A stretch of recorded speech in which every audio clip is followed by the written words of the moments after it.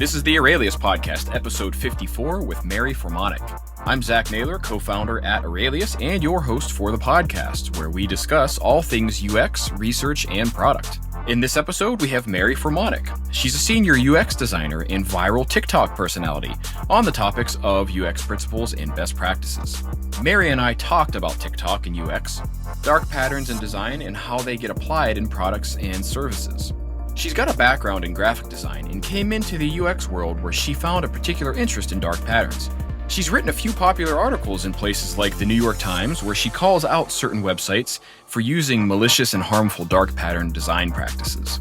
This was a very cool chat and deep dive on some no-no practices we can look out for in the designs we do, but also an educational lesson for me on what exactly TikTok is and how folks are learning about UX there. This podcast is brought to you by Aurelius, the powerful research repository and insights platform. Aurelius is an all-in-one space for researchers to organize and analyze data, capture insights, and share outcomes with your team. You can transcribe audio, visualize themes, capture findings, and have a report created for you automatically, which you can share with anyone in just moments. Check us out at aureliuslab.com. That's AURELIUSLAB.com. Okay, let's get to it. Hey, Mary. Hi. How's it going? Good. How are you? Not bad. Busy start to the week already. We're recording on a Monday. Not that that matters too much because people are going to listen to this at various different points and it's going to be sort of, released after that. But busy start to the week. But can't complain. It's always good. It's always good to be busy. Yes. I like being busy in the right ways, though, if that makes sense. Right. And everybody has their own definition of that. Anyway, I appreciate you jumping on, taking the time to be a guest on our show and kind of chat about stuff. It would be great if you could introduce yourself, talk a little bit about who you are, what you do, what you're passionate about, and stuff like that, so people can kind of get a sense for who you are if they don't already know who you are. Yeah. Okay. So I'm Mary Formanek. I'm a senior UX designer, and I also have a TikTok that is kind of viral. It's UX with Mary, where I go and I talk about UX kind of principles and best practices and answer any questions that people might have and just kind of introduce the industry to people that might not know about UX. And that's pretty much the quick summary of me. Yeah. And that's something that you and I kind of chatted about before we ever actually got on the podcast. If you would have asked me, where do you find UX information or people sharing content about that stuff? I think TikTok would have been the last or never an answer for me. I was very surprised to hear that you had such a big following. You were sharing a lot of this stuff, and you were saying that a lot of people were really, really interested about that. I mean, how did that all happen for you? Yeah, so I was on TikTok at the beginning of the pandemic, and I started seeing other people talking about their professions and what they were passionate about and teaching other people. And I found myself learning so much from TikTok. And I did a little intro video on my personal TikTok about, what my major was. And a lot of people were like, what is that? I don't understand. How do I get into that? Can you tell us more? And so I decided to dedicate an entire account to UX. And so I started UX with Mary, and I just kind of went from there, talking about what UX is, the basic principles. One of the more popular things that I do is review websites for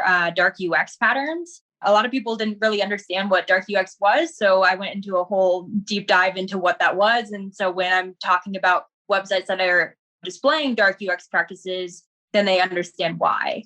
So that's kind of the gist of what I do on there and how I got started. But I learned so much from TikTok. I follow so many creators that are telling me, what to invest in the stock market or how to build things in my house correctly and how to file my taxes in a better way. Just so much information that you'd never think to find on an app that was originally really popular because of dance trends. But yeah. Right, exactly. And I think that's why it was so surprising for me personally. And it's because I suppose, I wasn't in the target audience of the original intention for that app for sure. Right. Because I don't believe I dance well, and I'm not interested in watching others dance well to remind me that I'm not dancing well. Right. And so that was so fascinating for me to hear that there was so much education kind of happening there. And a couple of things as you described that I want to dig into. But the first question I had really is, do you find that most of the following you have there are UX people, or are they people interested in UX, or is it a mix? I mean, how would you break that down? Yeah, I'd say only maybe 15% of my followers are in the industry. And a couple of them have their own UX pages as well. But I found that I'm the only one that kind of focuses primarily on UX, which is interesting because a lot of people are just trying to get followers and likes. And that's when you start veering towards other topics and such. So only about 15%, like I said. A lot of people are just kind of curious about the industry, but not want to get into it. And the other half of that are people that are like, how do I get into this? I have an interview next week. Can you help me out? I had someone ask me in a comment the other day, can you help me figure out stuff about UX copywriting? And, I have an interview for that as well. And how do I negotiate salaries for UX copywriting? And so it's a lot of, I'd say 50-50 for the most part, except for that 15%. And I'm really bad at math. But it's like people that are just like interested in UX, and the other half are people that are trying to get into the industry. So yeah. Yeah. And really kind of runs the gamut too on what people are interested in. I mean, it's not hardcore researchers or hardcore UI type folks. You mentioned UX copywriting, which is not, it's a pretty specific niche of our part of the world, I feel like. Right. Yeah. So those are things that, I don't know everything. I do a lot of classes on my own. I do a lot of research, and I'm constantly reading books on UX, but I get comments like that a lot, and I have to go in and do my own research to try to help my followers. And so I learn a lot too by doing these TikToks as well, having to do all the research to help them. That's really interesting. I mean, you sound a lot like an educator to me. Like when you ask somebody why they chose a specific career path or why they do certain things, I mean, it really sounds to me like, and it's awesome too, by the way, that you're getting something out of this. You're not just sharing stuff. It's like, oh, well, I get the opportunity to learn more about this to then kind of share it back out. I think that's pretty right. Cool. Yeah.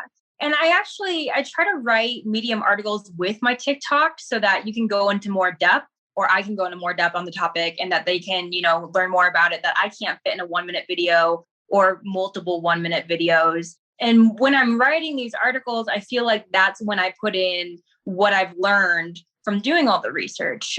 Right now, I'm doing an article on UX and empathy, and why empathy is so important to having a good UX design. But I didn't even think about that topic until I started reading the comments underneath one of the TikTok videos that I posted about dark UX patterns, and people were saying, oh, like they deserve to be tricked.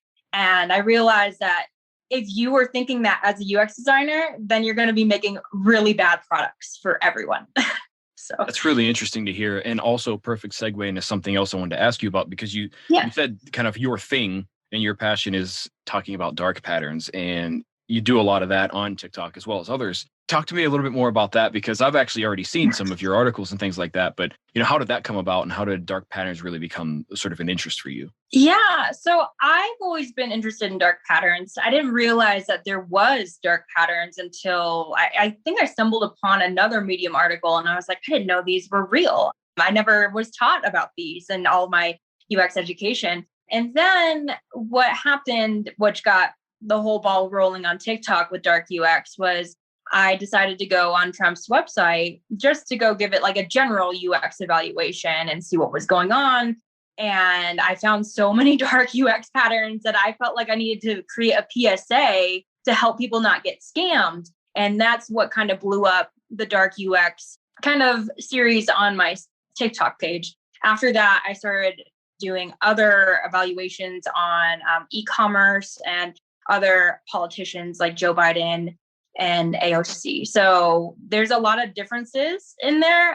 It's really interesting to see which people are using dark UX patterns and just kind of bringing that out to the public. And so after doing the evaluations and doing a general overview of what dark UX is, I started doing individual videos about each of the 12 dark UX patterns. And then after that, I started getting a lot of comments from people that were like, I didn't know about this. How can I help myself? What can I do to avoid these patterns and not get tricked myself? And so I started in the videos leaving little tricks for people that are not designing. As a UX designer, we need to know that these are dark patterns and not do them. But if you are just someone perusing the internet, you want to know how to avoid them. And that's where that 50-50 comes into play of my audience. That's really interesting. So it's not just people in UX saying, I want to learn more about that to maybe avoid it or call it out if somebody else is suggesting it. But hey, I'm a person who uses the internet and you've just kind of shown me something that I want to be aware of as sort of a consumer or whatever that case may be. But take a step back too, just in the event people are listening that maybe don't know exactly what a dark pattern is. Can you kind of add your definition of what is a dark pattern in UX? So a dark pattern is like a pattern that you put into an interaction that creates a malicious result, and you're doing it with a malicious intent. So you're not doing it on accident. You didn't accidentally make a checkbox automatically check to have auto paying donations every month. You knew you were doing this thing that was bad and you did it anyway. That's a dark pattern. Anything that kind of tricks the user into doing something that they don't want to do, like spamming all their friends with emails and having things in their shopping cart that they didn't expect, or being stuck into a subscription that they didn't know that they couldn't get out of. Things like that have dark intentions and malicious outcomes is what I would describe a dark UX pattern as. Yeah, that makes sense. Based on what you were saying, I mean, just kind of trying to re-summarize what I hear too is maybe I think what you're saying is a dark pattern for you is definitely something eliciting some kind of behavior that either somebody didn't know, or like they were unaware was happening, or could actually be detrimental or bad for them without them opting into it. I think opting into it is probably like giving consent for something. Kind of sounds like what you're describing. Yeah. And I feel like that is the most common UX thing, is not giving your consent, that it's automatically consented. And that's how the majority of these problems happen. That's really interesting. And so you mentioned, did you say 12 dark UX patterns? Or was there like a list? Yes, there is. So Harry Brignall created this list back in, I want to say 2005. And he has a whole website with all of the descriptions and examples as well that you can look on, that is really insightful. But he goes through each of the dark patterns and explains what they each do. So right now, I think I'm on number 4 or 5 on my TikTok page. So we haven't gone through all of them yet. Okay, so you're going to do a specific piece on every single one. Yes. Interesting. Okay, so let's go back to number 1 and maybe some, like the ones that you've talked about already. Because you said that you reviewed a handful of sites and you talked about some of the dark patterns. What's one that you see all the time, or maybe one that you already covered that you could share, some more details about? Yes. This is called Roach Motel, and it's pretty much where you can't get out of a subscription easily. So Amazon is the most known or well-known company for this. When you're trying to get out of a Prime membership, it's like going through the 7 rings of hell. And you just keep going forever and ever and ever, and you can't get out of it. And they try to give you all these incentives. And I believe it's like a 15-page opt-out process. And I did a video on it. It's not fun. But there's a lot of other people that are companies that are doing that as well. I also pointed out Geico in that one, where you go through their entire process on their website to try to cancel your membership with them. And then you end up having to call them in the very end. So you went through that whole thing for no reason. So I feel like that is the most common one that I see. And it's also the most accepted one. The other one that I see a lot is sneak in the basket, where you are like consenting to doing something because it's auto selected. And you think it's a terms and conditions button, but it's actually saying, oh, well, you're also buying a magazine subscription. And you didn't realize it because we just glaze over it. We're not really thinking about the terms and conditions because we see it everywhere. So if it's in that same section, people just ignore it. Okay, interesting. Now that first one, I think you cut out a little bit, but you were saying that one's Cockroach Motel, and it's the summary I heard from you is really just adding a bunch of friction in the ability to cancel or end a service or subscription or something like that. Is that fair? Yeah. Sorry about that. That's okay. It's just like it's almost impossible to get out of a subscription. That's really interesting. Okay, so talk to me a little bit, because you said sort of the first place you did this, you started looking at politicians' websites, and you mentioned you went to Trump's website, and that one actually kind of took off. You had an article that really got like syndicated and a lot of attention about that. Yeah. Can you summarize that for folks, like what you saw there and what was going on and how, why those were dark patterns and what you saw? Yeah, I mean, there were so many dark patterns that it kind of blew my mind. This really bad usability, a lot of dark psychology, because there was a lot of colors being used that really made your heart rate go up and make you have a feeling that you shouldn't be having when giving a donation. So when entering his website, and he changed it every week, or his branding team did every week, you would immediately get a pop-up, and this pop-up gave you no indication that you could get out of it. So you would have to either click the button that said go to donate, or you would have to click somewhere around there and hope to get out, because there was no visible X or close out of that pop-up. And then once you got onto this page, it was just like a psychology overload. The photos were dark, they were black and white. It had Trump making direct eye contact and pointing at you, which is, you're kind of threatening the person when you're making direct eye contact in a photo and you're pointing and you're not smiling. That just makes people feel really uncomfortable, even if it's a photograph. Mm-hmm. And then on top of that, the text on top was bright red in all caps. And it was pretty much threatening his base that you had to donate. And then after that, you'd go through this whole process. It was auto-selected that you were going to be donating $1,000. And then on top of that, you're going to be donating that monthly. And then after that, there was another donation option that opted in as well. So there were 3 donations on top of that. And you had to really navigate that. And through all the text, it was a lot of manipulated text that was like, you have to do this or else you won't be his friend and you don't want to be his enemy. Really manipulative text. And then I think the worst part, the auto donations really robbed a lot of people. Recently, the New York Times released an article on this exact same thing. They're a little late to the party because, we posted about this and talked about this in July of last year, but they just posted it with all of the stats of the people that were actually going broke because they didn't realize they were donating so much money. They couldn't pay their rent. They couldn't buy groceries. So that's really up there on how dark it was. But the second thing that really made me cringe was that I went over the site with a screen reader, and the screen reader never indicated that anything was checked. And when you hovered over the total at the bottom, it didn't say that you were donating monthly, and it didn't give the full total. And so for someone that was using a screen reader, someone that's visually impaired, that's worse. And as a politician, your site needs to be ADA approved. And that's one of the things that I couldn't deal with at that point. I had to make a 3-series video, and one video just dedicated to the screen reader.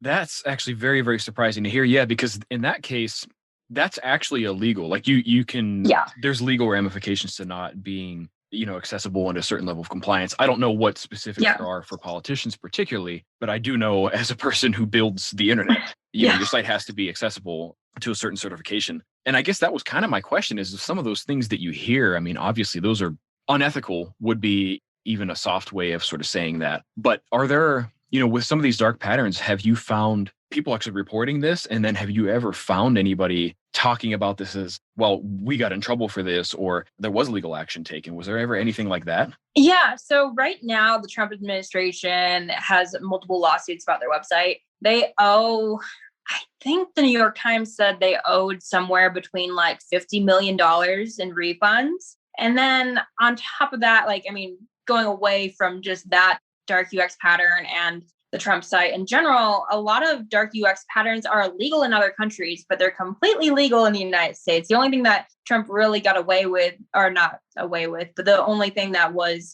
illegal was the ADA thing. I don't know if anyone has filed a suit about the ADA compliance, but LinkedIn had an issue. They were using a dark pattern called friend scam. And pretty much it was, you put in your email address and they got access to your entire book of emails pretty much. And they were spamming all of these people's friends, telling them that they have to join LinkedIn on a weekly basis. They went to court for that, and there was some sort of lawsuit and they got in trouble and they can't do it anymore. So that's the only dark pattern that I've really heard of having a legal action that made someone immediately stop the action. But I'm hoping, as a lot of the dark patterns are being more revealed, that we can maybe have laws as well as the other countries around the world that will prevent this in the future. So, yeah, I mean, that's very surprising. It sounds like a lot of this comes down to personal accountability, which is not always the most reliable. I guess I have a couple questions that came out of this. Yeah. First of all, with some of these that you call out, being that some of your audience are not necessarily designers or even people who make digital products, but rather somebody who may have experienced this. Have you ever had anybody comment on this or reach out to you and say, that site you reviewed, I experienced that. Yep. I had this happen to me. Yeah, I actually had someone comment that said that his grandmother lost $5,000 to Trump and he had to go through all of her bank accounts and try to get it all set up. And when I got that comment, the first thing I did, because I have some Republican family members, was go to all of my Republican family members and ask them if they donated. And I'm like, you can do what you want with your money, but I just want to make sure that you're not getting robbed. So I did have a couple comments that were saying that they or a family member had gotten into that web of lies, I guess. And just had a lot more in donations automatically taken out that they were not aware that they were giving. Right. And it's your right to go or give a donation, but it's not right to have that donation taken from you monthly without your permission. So that's where I feel like a lot of people in the comment section that are saying negative things about it don't understand. Like, if you want to donate $500 to Trump, go ahead and do it. But that doesn't mean it should be every month so that they can't buy groceries. Yeah. Now, I guess with that one, I'm just kind of very interested in this now. My question there, was there a way to even stop it? Could you cancel that at any point? I don't know specifically because I never gave a donation. And so I assume that they might have been getting emails where they could have clicked out of it. But I personally do not know of any link or any way that people were able to get out because I never tested that. I'm assuming since the Trump campaign committee owes so much money to all these people and it's a documented amount that within the lawsuit, it would say, or these people already asked for a refund somehow. Yeah, that's absolutely crazy. Getting back to the one thing that I was sort of realizing as you were talking about this is we don't have a whole lot of legally binding things preventing you from doing this. It kind of comes down to personal accountability. Yep. Question I would have for you, I have to believe people listening to this show, which are people in UX and product and such, what advice would you give to somebody to avoid this in a position like ours as somebody who's in UX? Yeah, well, be really well versed on the 12 dark UX patterns, like really study them. And then from an ethical background and an empathy background, we should know that we should not be doing this. And I did do a video on how dark UX is kind of created. And usually it comes from upper management in business to try to make more money or the marketing team. And what we really have to do as a UX designer is really push back when the marketing team is saying like, oh, well, let's just, send them all these emails that they don't want. We have the obligation as UX designer to be defending our users and saying, no, we are not going to be doing that. And this is why. So really, my advice is, again, study up on the 12 patterns and then really go out there and fight for the users. That's our job. So we just got to extend it a little further. Yeah, that's interesting. One of the things that kind of came in to my mind as you were describing this is a place where doing research regularly with the people you're designing for and being able to bring back actual quotes, actual data and say, this is how people are reacting to this and allowing that to be, sort of seen and heard and understood by the rest of your team. That could, I would imagine that could help build that empathy in some way, but then also help get the point across that, what you're doing here isn't just a matter of ticking a box and making more money. This is really affecting people's lives. Yeah, absolutely. And I feel like that is kind of, what UX has brought into our industry of design. Back in the day, website design, which is making something really pretty, and UX is really caring about the people and the users. And this is our responsibility as an industry to bring in more empathy and more care about our customers and the people that are using what we're creating. Yeah, for sure. I'm curious too, what sort of questions do you get asked most often, given you have just such a sort of diverse following, in the places that you are sharing content? I would be very curious to hear, what sort of questions you get asked most often. And if, are there any similarities between people who work in the field and those who don't? Yeah. People that work in the field want to know about emerging technology. They want to know about AR, VR, and XR design and how to do it correctly. People that are trying to get into it, I actually get these comments the most are how do I prepare my portfolio? How do I get into UX? I'm from this industry. How do I transition? What are the best courses to go to? What are the best books to read? Those are the majority of the comments that I get as far as content creation. I get a lot of comments from people that are not in the industry that are just very curious and they're like, or they want to know more. So they want to ask more about the series. They want to know how many more videos are coming, how many dark UX patterns there are, and other interesting things about UX. The other thing that I do get a lot when I was doing the reviews on websites, I had a lot of people putting in submissions. So I had a list at one point about 50 different websites that people wanted me to go in and review. I actually had to make a different email address because a lot of these sites were really scammy. I did one for a jewelry store and they're still sending me emails and I must have unsubscribed at least 20 times. So I do get a lot of suggestions on videos for reviews, but for the most part, it really depends on what the audience is asking for. So that's kind of the range. That's really funny. And I guess I should have expected that where people say, oh, do this one. I'll try this one. Is there like a most common requested one or are they kind of all over the board? I've gotten some weird ones. I've gotten a lot of sites from Florida. I've gotten a lot of politicians. I've got many requests for Ted Cruz's site and the Florida unemployment site, which is interesting, but not really anything more consistent besides the state and politicians. Interesting. So when you do this, when you are going to review a site and you're going to try to review it for any dark patterns and things like that, is there a particular process you sort of step through, or you know what I mean? Like how you go about this? Is it the same every time? Yeah. So what I start to do is I really pretend like I am a user, and most of these sites I've never been to anyway. So I just try to navigate the site as if I would be if I was looking for something in particular. And as I'm going through that process and then kind of being navigated by the site itself, then from there I kind of branch out and be like, okay, what else can I do on this site until I find all the patterns? I do try to, like, usually when I make these videos, they're about 30 minutes long, but having a 30-minute video on TikTok is impossible. So I try to do a full video and upload it to my YouTube and then just take like the key points and put that on TikTok. It's kind of how that goes. Got it. Cool. Well, you work in the industry. And so aside from this, which seems like obviously just even a personal passion and hobby or side hustle or whatever you would want to call it, how has doing this affected your work at the company you work for, like in industry? Yeah, I'm really fortunate. My current company is super supportive. They actually saw my TikToks before they hired me and they're like, oh, well, she really knows what she's talking about. So we have no doubt that she can do her job correctly. So that was fantastic to have that support coming into a new position. But what I do find is things that I'm working on in my daily life and my job, it gets me inspired to do other videos. If I'm talking to a coworker and I'm explaining why we're doing something, I'm like, oh, I should do a video on that, or I should write an article on that. So that's kind of how it kind of all ties together.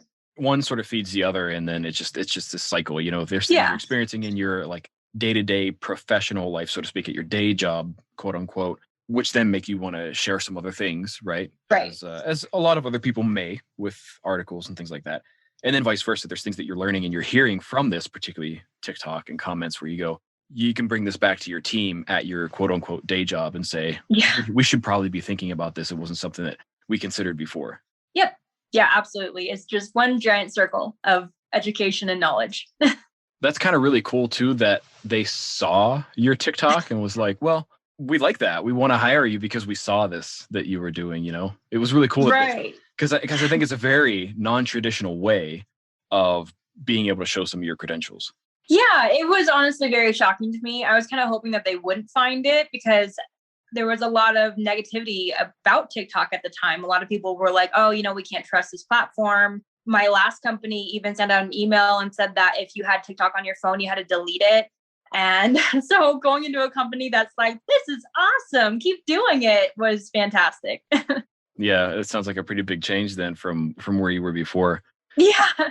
I am curious, do you see, you know, as somebody who's contributing on that platform a lot, do you anticipate that the topic of UX will grow, stay the same, or decline on TikTok? I can already see it growing. I actually took a hiatus for a couple months because I moved states. And when I came back, I started getting a lot of people that were liking my content that also had UX TikTok accounts. So when I first started, there were maybe 5 of us. And now there's, I don't know how many, probably hundreds of UX accounts and a lot of people very interested in the topic, which is fantastic. And I really hope that it will expand our industry with that demand. Yeah, I mean, I think that there's a lot of platforms that kind of pop up, and over the years, initially you would say this isn't really even the place to talk about this, X, Y, or Z. It doesn't matter if it's UX or anything else. And then all of a sudden it just becomes another social space. And that is like common, right? And so you're already starting to see that pattern, it sounds like. Yeah, absolutely. Well, it's certainly all new to me. And I appreciate being able to talk to somebody who is knee deep in it and seeing that happen, because it's really interesting to see new technologies and new spaces like this being used in a way that you didn't expect and have the ability to learn about that. Oh, yeah, it's fantastic. And I feel like, I don't work for TikTok, but I would recommend it to anyone because I've learned so much on the platform that I never knew before. I recently just saw a video about healthy shampoo and I just threw out all my shampoo and bought new ones, but I didn't know about that before. So, I'm constantly learning new things on the platform, as well as I'm hoping that I'm teaching people new things as well. Yeah, it almost sounds like this interesting crowdsourcing or democratization of information and knowledge where, you don't have to be this sort of controlled source, and what you share will depend on who's footing the bill and that kind of thing. It's just like very, very organic. Yeah, it is. Like. And the algorithm is fantastic. Like after a few weeks, they kind of really figure you out after what you're liking and what you are viewing constantly. And they really tailor your content in a way that you're only seeing things that you want to see. I kind of compare it to like a more personalized YouTube with shorter videos. And the For You page is constantly giving you new videos and new creators and new information. So you're not seeing just the people that you're following, which I think is kind of what YouTube does and what Instagram does and Facebook. So you're not stuck with those people. You are learning new things that you never thought about before. And it's being tailored to you by the algorithm that said, well, you like, dog videos, you might like shampoo videos. So interesting. I got to ask a super meta question then. And I have not been on TikTok, so I have no bias or anything with this, but I got to ask, as somebody who's reviewing other sites and products for their UX and dark patterns, what do you think of TikTok's UX? I think it's great, actually. They use Fit's Law really well. So when you're holding your phone, because it's really a phone app, all the buttons are in this kind of like L shape in the bottom. So you can easily navigate between them. And then if you really want to like get out of your comfort zone, then you have to go out of that Fit's Law area and go to the top of the page. But besides that, it's pretty clear.